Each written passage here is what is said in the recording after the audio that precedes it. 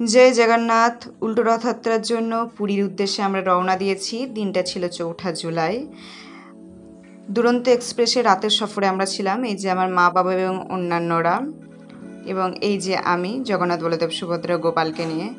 ভোরবেলায় আমরা গিয়ে পৌঁছাই পুরী স্টেশন। অত্যন্ত বৃষ্টির জন্য পুরো একদম কাদা কাদা অবস্থা। সেখান থেকে আমরা অটো ধরে যাই আমাদের হোটেলের উদ্দেশ্যে। পাপা ছিল এক্সাইটেড, মানে মহাসবিন, সমুদ্র দেখার জন্য। তো রাস্তায় আমরা সমুদ্র দেখতে পাই এবং তারপর আমরা যাই পুরীর মন্দিরে। তখনও রথ শুরু হয়নি। তো আমরা সেখান থেকে যাই সমুদ্রের উদ্দেশ্যে স্নান করব বলে। এবং অপূর্ব একটি দৃশ্য আমরা দেখতে পাই। তার কারণ হচ্ছে অত্যন্ত বৃষ্টি, মেঘ এবং ঝোড়ো হাওয়ার জন্য একটি অপূর্ব সুন্দর অনুভূতি আমাদের হয়েছে। এবং সেখানে আমরা উট, ঘোড়া ইত্যাদি দেখতে পাই এবং আমরা ঠিক করি যে স্নান করব সমুদ্রে।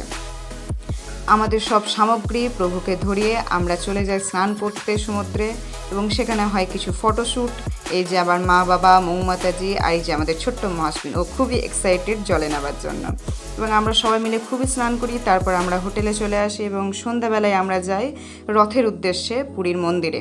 এই যে দ্বার, এবং জগন্নাথ, বলদেব এবং সুভদ্রা মহারানীকে আমরা রথের ওপরে বিরাজমান দেখতে পাই, রথ দেখতে পাই। এবং সেখানে আমরা খাই একটু দই বড়া। এবং তারপরে আমরা বাড়ি আসি।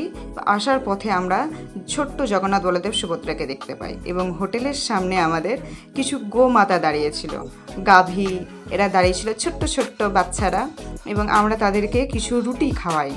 এবং তার পরের দিন আমরা সকালবেলায় বা ভোরবেলায় আমরা পৌঁছে যাই জগন্নাথ দেবের উদ্দেশ্যে পুজো দেব বলে এবং জগন্নাথ দেবের দর্শনের জন্য। আমরা একটা অপূর্ব জিনিসের সাক্ষী হই যে আমরা জগন্নাথ দেবের আরতি দেখতে পাই, সেখানে আরতি করি। আমার মা বাড়ি থেকে জগন্নাথ দেবের উদ্দেশ্যে ভোগ বানিয়ে নিয়ে গেছিলো, সেটাও ভোগ নিবেদন করা হয়।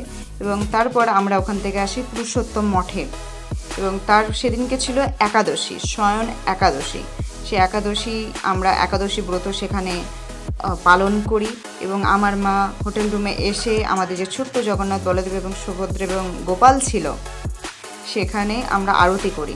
আমরা প্রতিদিন এই আরতি নিবেদন করি ভগবানকে। সন্ধ্যাবেলায় ছিল ভগবানের সোনাবেশ। জগন্নাথ, বলদেব, সুভদ্রা মহারানী এই দিনই, বছরে একটা দিনই, এই দিনে সোনাবেশ তারা ধারণ করেন এবং লক্ষ লক্ষ মানুষ এই দর্শন পেতে চায়। এবং তারপর আমরা যাই সমুদ্রের উদ্দেশ্যে আবার স্নান করার জন্য। সেদিনকেও ছিল অত্যন্ত বৃষ্টি এবং ঝোড়ো হাওয়া, কিন্তু এই বাধাবিঘ্ন সত্ত্বেও আমরা সমুদ্রেতে খুব ভালো এনজয় করেছি, খুবই উপভোগ করেছি। সত্যি জগন্নাথ দেবের কৃপা যে আমরা জগন্নাথকেও এত সুন্দরভাবে দর্শন করতে পেরেছি। এবং সমুদ্রেও অপূর্ব অপূর্ব সুন্দর লাগছিল সেদিনকে। এবং সেদিনই ছিল আমাদের বাড়ি ফেরার দিন।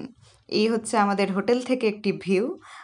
হোটেলটা ছিল জগন্নাথ মন্দির এবং সমুদ্র তার মিডিলে, এবং এখানে ছিল শান্ত পরিবেশ, এই জন্য আমাদের খুবই ভালো লেগেছে।